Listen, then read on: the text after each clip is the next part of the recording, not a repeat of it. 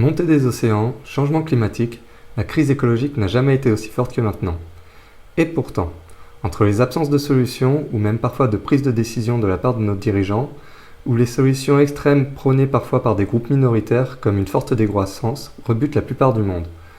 Bonjour à tous, ici le Rebel Scientist, et j'ai de par mes études dans la chimie, notamment dans la catalyse, pu avoir des connaissances dans le domaine des sciences, notamment tout ce qui va concerner le domaine les problèmes environnementaux. J'ai par la suite réalisé une reconversion dans l'informatique en tant que développeur, ce qui m'a permis de découvrir également le monde digital. Et enfin, récemment, je me suis auto-formé dans la finance et l'économie afin de mieux comprendre justement comment fonctionnait le monde des entreprises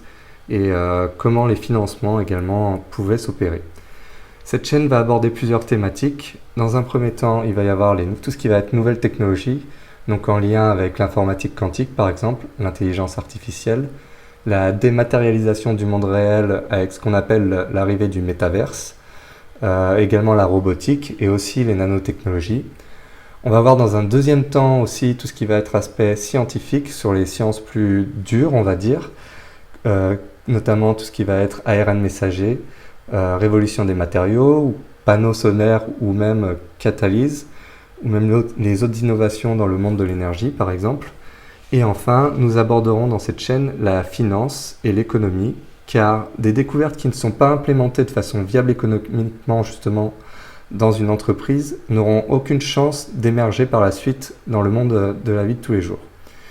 En effet, si vous avez une technologie révolutionnaire par exemple, mais que vous n'arrivez pas à trouver des financements adéquats ou bien même que vous n'arrivez pas à en faire une solution qui pourrait être mise de façon viable sur le marché, ça ne vaudra rien, ça va être mis sur le côté et ça ne sera jamais utilisé.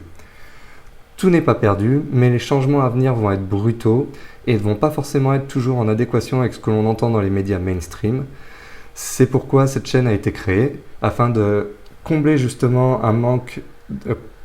conséquent sur ce qui se passait dans notre vie de tous les jours, afin de justement montrer une vision plus claire et englobant un panel plus large